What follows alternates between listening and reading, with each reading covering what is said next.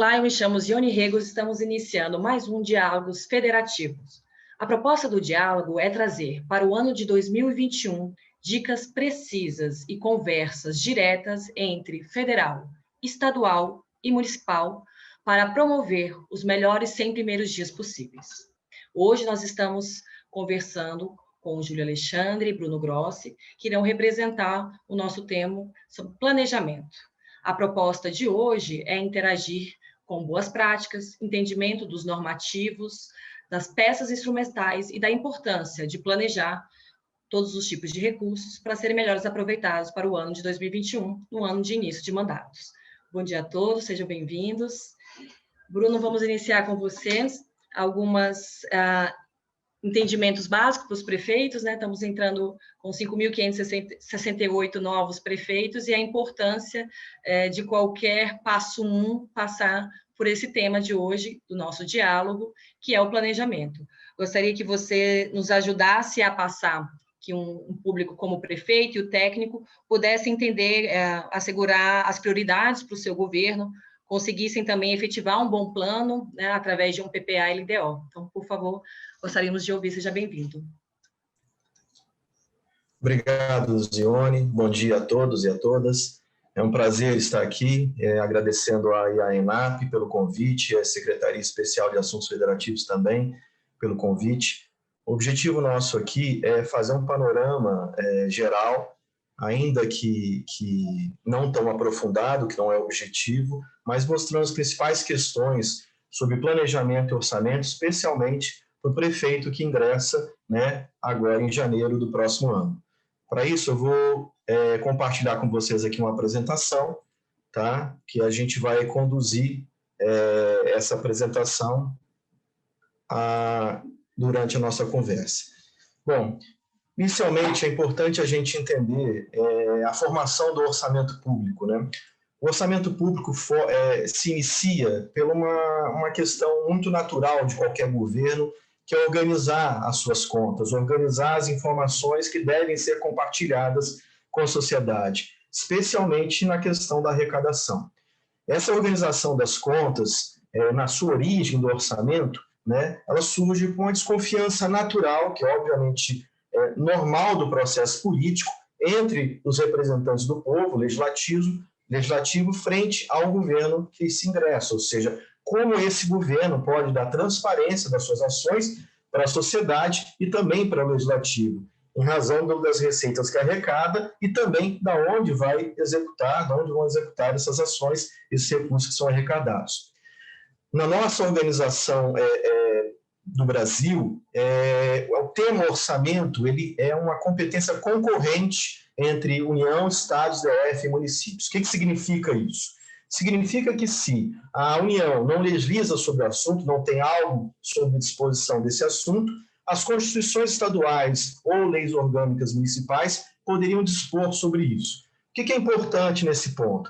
Porque a Constituição Federal ela traça um panorama geral sobre as leis orçamentárias, mas isso não impede que os estados e municípios também agreguem alguns pontos, alguns elementos próprios da sua peculiaridade. Então é importante o prefeito que chega ter a noção geral da Constituição Federal, mas também observar as constituições estaduais do seu estado e as leis orgânicas que vão mostrar pontos específicos sobre essas matérias orçamentárias. Bom, o importante sobre entender o orçamento é entender três funções básicas: a função alocativa, distributiva e estabilizadora. A função alocativa, né, utilizar os recursos da economia da forma mais perfeita possível, de forma que todos os setores possam ser atendidos. Distributiva, contribuir aí na alocação dos recursos para combater os desequilíbrios regionais, nacionais, enfim, promovendo o desenvolvimento de certas regiões ou de certas localidades. E estabilizadora é fazer tudo isso com o emprego dos fatores e sem gerar um desequilíbrio econômico. Qualquer coisa que você faça privilegiando um aspecto ou outro, você vai ter algum tipo de problema no futuro. Ou seja, a gente precisa utilizar todos os recursos da economia de forma a beneficiar todos, mas também sem gerar desequilíbrios econômicos, ou seja, sem se endividar para isso, né?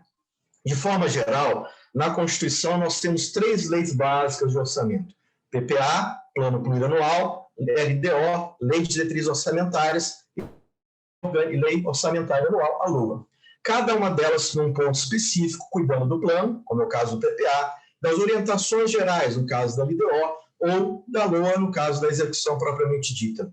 Todas as 3 leis focadas para a oferta de políticas públicas e condução dos programas de governo. Vamos ver cada uma delas agora, né, nessa nossa conversa. Primeiro, nós temos o PPA. PPA, estabelecido na Constituição, é uma lei, né, que deve ser entregue por cada governante, né, assim que chega. Devemos estabelecer de forma regionalizada, ou seja, em cada região do Estado, do município, da União, né, traduzindo os objetivos e metas da administração pública, ou seja, o prefeito que se elege no seu programa de governo tinha um objetivo a fazer, né? Então, agora ele vai traduzir isso para uma lei específica, que é o PPA. Isso de forma regionalizada, para as despesas de capital e também outras delas recorrentes. O importante aqui é sempre há uma confusão se esse PPA se trata de um mecanismo de planejamento ou um orçamento de vários anos. Infelizmente, na Constituição, o PPA está inserido no título de orçamentos da União, né? Então, sempre há uma confusão de trazer essa peça mais estratégica ou mais operacional. Isso vai de acordo com o objetivo de cada unidade da federação, tá? Indo mais à frente, a LDO, Lei de Diretrizes Orçamentárias, seu conteúdo faz um elo entre o PPA e o orçamento, traduzindo aquelas metas de 5 anos para um exercício único, para uma meta de único exercício. Vai orientar a elaboração da lei orçamentária anual, vai tratar de alteração da legislação tributária, como concessão de incentivos, benefícios fiscais, e também tratar da aplicação das agências oficiais de fomento, tipo bancos públicos que tendem a ofertar algum tipo de serviço ali à população. A LDO é significativamente impactada pela Lei de Responsabilidade Fiscal aprovada em 2000, a partir da fixação de um resultado fiscal, a diferença entre receitas e despesas, do cumprimento do resultado fiscal do ano anterior, da possibilidade de expansão das despesas obrigatórias, pessoal, previdência, por exemplo, da avaliação geral dos fundos de previdência, né, do Estado, do município, mas também do estabelecimento de riscos fiscais, situações que tramitam na Justiça e precisam ter um acompanhamento devido pelo governante, pelo prefeito. Por fim, a nossa lei orçamentária anual compreende os orçamentos fiscal, seguridade e das estatais, que nada mais é do que o somatório de áreas de saúde, previdência e assistência, com empresas onde o governo participa apenas com investimento e todo o restante das outras políticas. O importante é notar que a lei orçamentária tem um objetivo específico, que é estimar a receita e fixar a despesa. A única exceção prevista é que na própria lei você possa ter mecanismos de mudá-la, de fazer créditos adicionais, ou, como acontece em alguns estados da federação e município, que ela possa autorizar a realização de operações de créditos, relacionamento do governo com agente financeiro, né? Ainda que isso aconteça por antecipação de receita, ainda que isso aconteça por uma garantia deste governo com o agente financeiro na arrecadação de um determinado imposto, né? Isso é também muito impactado pela Lei Complementar 173, aprovada agora no exercício 2020, onde se traz algumas proibições e algumas flexibilizações em alguns aspectos. As principais proibições que estão vigorando ou vigorarão até 2021. É proibido o reajuste de despesas de pessoal de poderes e áreas, a criação e contratação de pessoal, exceto temporários, a criação e aumento de benefícios, abonos, qualquer tipo de acréscimo ali, de benefício social ao servidor, como também despesas obrigatórias e reajuste dessas mesmas despesas acima da inflação. Por que isso aconteceu? Justamente pelo momento em que nós estamos vivendo, pela pandemia. No ano da pandemia, nós flexibilizamos diversas situações, né? Isso para que a gente conseguisse voltar ao equilíbrio, portanto, essas situações ficaram vedadas até 2021, né? E, na sequência, também, como possibilidade, permissões durante o ano de 2020, né? Ou pelo que for promulgado pelo Congresso Nacional, numa situação de calamidade. Ou seja, a própria lei altera a lei de responsabilidade fiscal, dando a possibilidade que, se acontecer uma pandemia posterior, algumas situações já seriam dispensadas, como, por exemplo, os limites, condições para a contratação de operação de crédito, recebimento de transferências voluntárias, restrições para a criação de despesas ou mesmo, né, redução de receita. Isso tudo ligado à pandemia. O que é isso? Não significa que a pandemia atual está se propagando além de 20, mas já se criou uma regra permanente posterior a 20, caso haja uma pandemia posterior ou a continuidade desta agora, além de 2020, você já teria uma série de situações permitidas além, né, do exercício de 2020. Bom, de forma geral, gente, era isso que eu queria mostrar a vocês, né? É um panorama geral, obviamente que ele precisa, dependendo do assunto ou do interesse de cada prefeito, se aprofundar num tema ou no outro. Muito obrigado a vocês e um bom dia. Obrigada, Bruno. Foi muito importante ter passado por um entendimento do que seriam as peças orçamentárias, o entendimento do PPA como uma peça tanto de planejamento como orçamentária, né? Nós passamos pela Lei Complementar 173, que mostra como também as leis são orgânicas e vão se transformando, né, com o período da crise, e a necessidade dos prefeitos que iniciaram de entender aonde estão os registros dos gastos extra-orçamentários devido ao enfrentamento da crise e aonde está o planejamento para os 100 primeiros dias, porque nesse ano atípico eles vão fazer os dois movimentos ao mesmo tempo. Nós também conversamos sobre a importância de entender que o planejamento ele passa por uma lei que ela é de competência de todos os entes e aonde não tiver estritamente nessas competências a União legislando a possibilidade do município fazer isso na sua lei orgânica, certo? É muito importante, então, a gente conectar esse assunto agora, passando para o Júlio, da gente entender um pouco mais como vão ser como foi os cenários, né, de 2019 e 2020, para a partir dali a gente ter um suporte para um entendimento futuro do que fazer nos próximos anos. Então, Júlio, gostaria de conversar com você novamente. Obrigada pela sua participação como secretário aqui da Secretaria de Assuntos Federativos, representando uma pauta tão importante que é um entendimento do que é o planejamento para os 100 primeiros dias de mandato. Obrigada, Júlio. Bom dia, Zione. Bom dia, Bruno. Bom dia a todos aí e todas que nos escutam. Uma satisfação enorme participar aqui dessa iniciativa aqui da ENAP e agradeço também a CEAF aí pela elaboração desses diálogos federativos. Eu também tenho aqui alguns slides para organizar a minha fala inicial. Já vou colocar aqui na tela para começarmos a apresentação.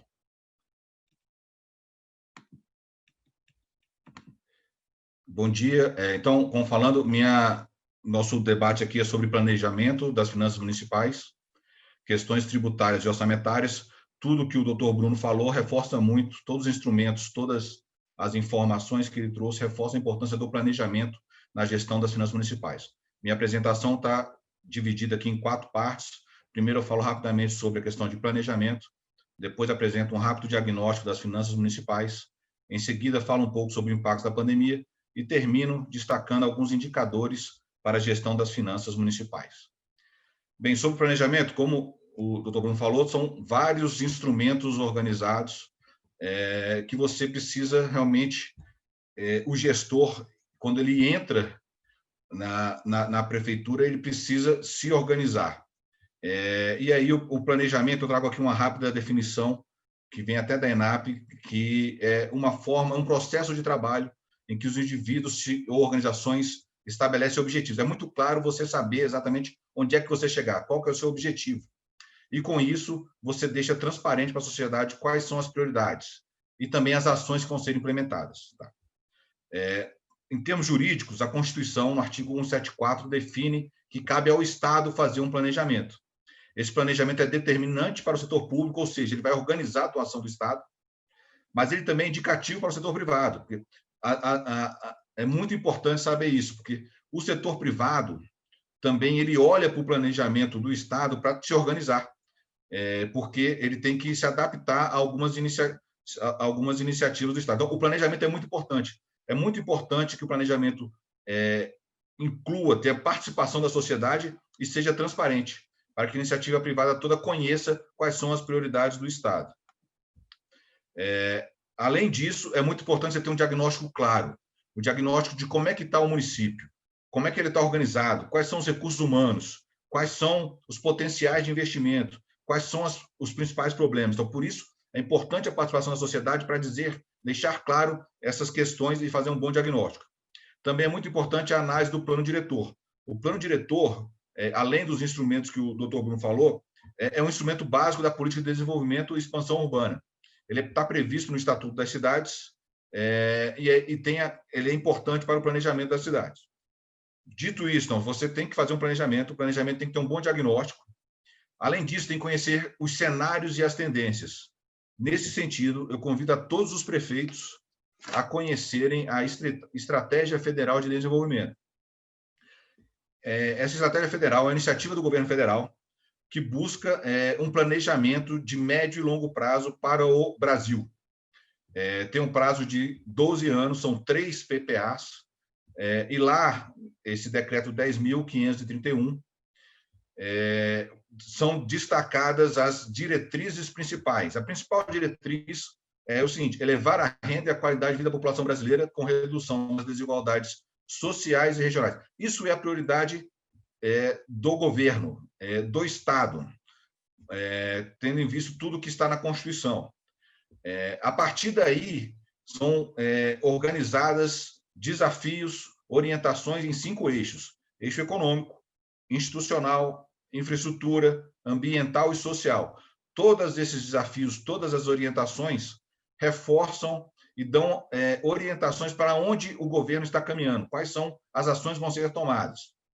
E aí, uma mensagem que eu queria deixar claro aqui para os prefeitos, os novos gestores, como destacado aqui pelo doutor Bruno, é muito importante você ter uma estabilidade macroeconômica.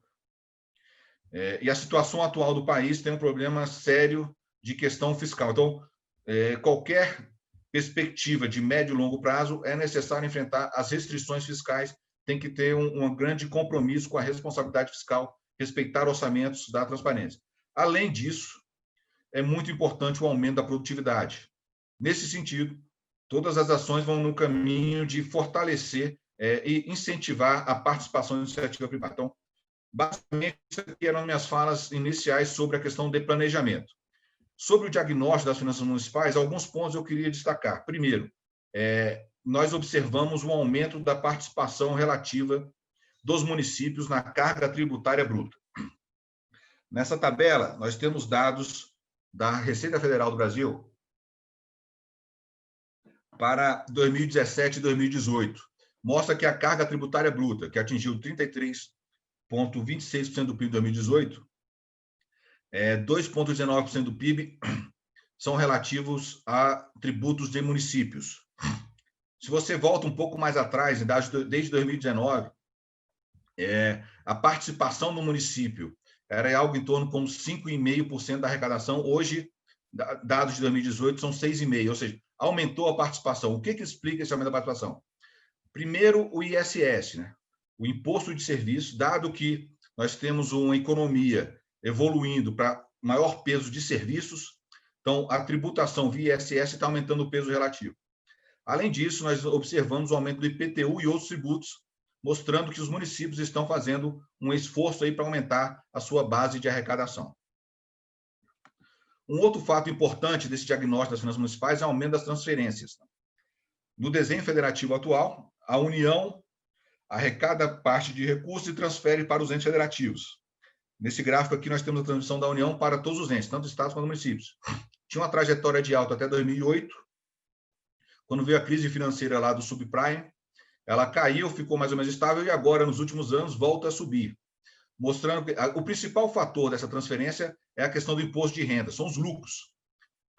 Com o aumento da economia, com a recuperação da economia, com a recuperação dos lucros, vai aumentar o imposto de renda, vai aumentar a transferência. Então, é aguardado que os municípios recebam mais recursos de transferências, tanto por causa do imposto de renda, que alimenta o FPM, quanto por causa de exploração de recursos naturais, e também tem uma arrecadação que os municípios recebem via ICMS e IPVA. Apesar desse aumento de de recursos que estão sendo destinados aos municípios, nós estamos verificando também um aumento de obrigações, né? Algumas políticas públicas estão sendo mais financiadas por municípios. Isso aí causa uma certa tensão para a discussão de temas relevantes. Como você financia educação, saúde, assistência social, transporte, segurança, iluminação pública, destinação e tratamento do lixo. Então, várias formas estão sendo discutidas. Por exemplo, aqui a educação. Então, houve um debate muito grande para a União aumentar sua complementação no Fundeb. Então, foi uma emenda constitucional aprovada recentemente. Iluminação pública e destinação de tratamento de lixo são políticas públicas também estão sendo discutidas, eu vou ressaltar isso um pouco mais à frente, com maior participação da iniciativa privada, com concessões e parcerias. Então, é uma questão importante que os prefeitos devem conhecer e saber disso. Estão tendo mais obrigações, tem que pensar e debater questões como participar desse financiamento. Agora, existe um problema estrutural relevante nas finanças dos municípios, que é a questão das despesas, principalmente da despesa de pessoal. Por quê? Porque os municípios oferecem serviços muito baseados em intensivos em mão de obra, educação, saúde, segurança. Então, naturalmente, você tem esse aumento de despesa de pessoal que prejudica, que gera uma restrição para as finanças dos municípios e os gestores têm que se adaptar a esse desafio. E aí, além disso, tem a questão previdenciária, que é outro ponto relevante que os novos prefeitos têm que tomar conhecimento. Bem, isso é uma visão geral. O que aconteceu com a pandemia? Então, nós já vínhamos observando aqui, segundo o Tesouro Nacional, que publica um boletim muito interessante, o Boletim das Finanças Subnacionais, desde 2016 a gente vem observando uma melhora nas finanças municipais. Em 2019, foi um ano de melhores resultados, muito forçado por causa de aumento de receitas, tanto próprias, como eu falei, uma recuperação da economia gerou aumento do ISS, você tem um aumento também do ITBI, você houve esse aumento de recuperação, mas também transferências do governo. Então, em 2019, os municípios estavam bem preparados. Veio a pandemia, eles iam sofrer com a crise, mas não sofreram muito. Por quê? Porque a União, o governo federal, adotou medidas para mitigar os efeitos negativos nas finanças dos municípios. A União adotou fortes medidas para ajudar a recuperação da economia. Ele apoiou os mais vulneráveis. Aqui, o grande destaque é o auxílio emergencial, que atingiu mais de 60 milhões de brasileiros, pagou mais de 250 bilhões de reais até o momento. Isso fez com que a economia continuasse se movimentando. Além disso, a União também adotou medidas para ajudar a manutenção do emprego e da renda. E também, por fim, não menos importante, a União colocou dinheiro diretamente nos entes federativos. Os principais são a medida provisória 938, que virou a lei 14.041, que dá uma complementação para perdas com o FPE e o FPM, de até 16 bilhões de reais. E a principal é a lei complementar 173, que prevê um auxílio de 60 bilhões de reais, que já foi pago em 4 parcelas. Mas, além desses auxílios de 60 bilhões de reais, também houve uma medida importante de suspensão de obrigações. Dívidas foram suspensas com a União, com a Previdência, e isso melhorou muito o fluxo de caixa dos municípios e permitiu que os municípios que vinham numa situação relativamente confortável não sofressem tanto com a pandemia, diferentemente da União. A União aumentou muito a sua dívida pública para sustentar a economia e ajudar os entes. Então, essa é o impacto da pandemia. Eu queria terminar minha apresentação e me colocar à disposição do debate, só ressaltando alguns pontos. Quando a gente fala em planejamento, é muito importante ter alguns indicadores para você monitorar. Tá?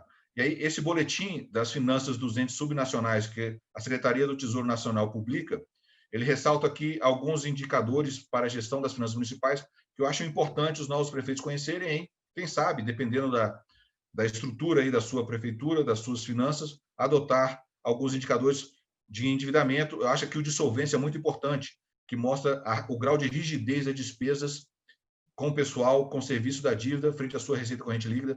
Eu acho esse indicador de autonomia financeira muito importante, que mostra o esforço da prefeitura de buscar a arrecadação própria. Também tem indicadores relativos a como você financia os investimentos com recursos próprios e outros indicadores aqui relativos à rigidez de despesas e planejamento. Então, muito obrigado. Esses eram os pontos que eu queria destacar, reforçando a importância do planejamento para a gestão das finanças municipais. Então, bom dia a todos.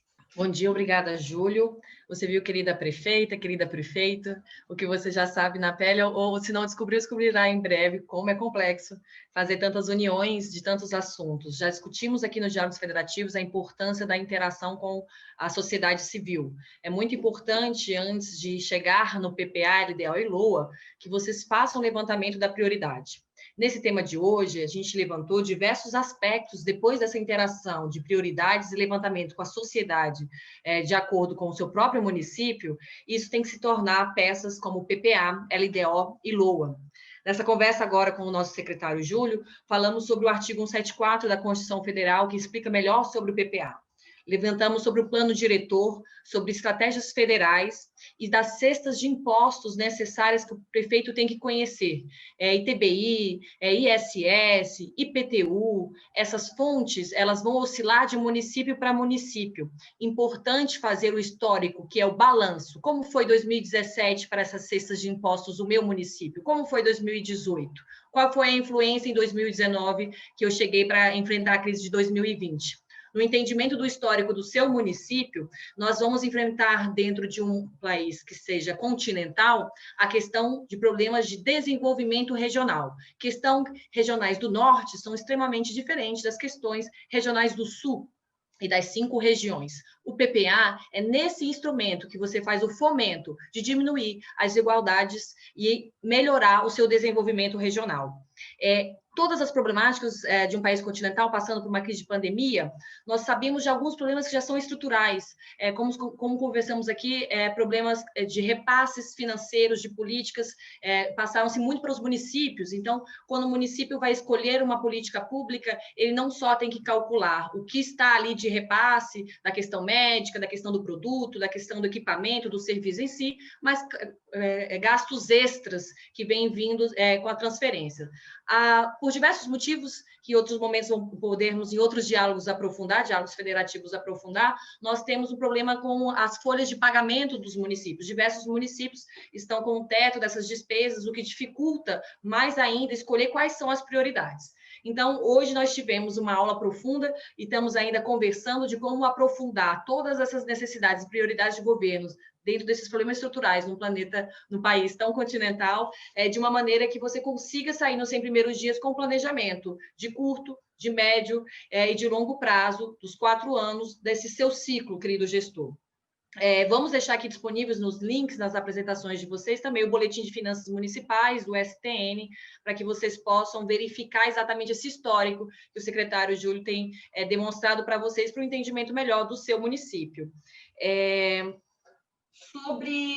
A gente ainda também conversou um pouquinho, né, secretário, sobre as questões dos investimentos, agora falando como tudo se une, né? Se você conversou com a sua sociedade civil, aí tivemos um momento de crise, veio a federação e teve que tomar certas transferências para que os municípios pudessem tomar as decisões aí no seu local. Tivemos, por isso, um aumento da dívida da União e diversos instrumentos, como a Lei Complementar 173, a MP, que é uma medida provisória 938, que você, prefeito, vai falar com o seu agente, seu secretário de Finanças, a sua contabilidade, para entender melhor tudo isso aqui e se valer desses créditos que vêm acontecendo ao longo de 2020.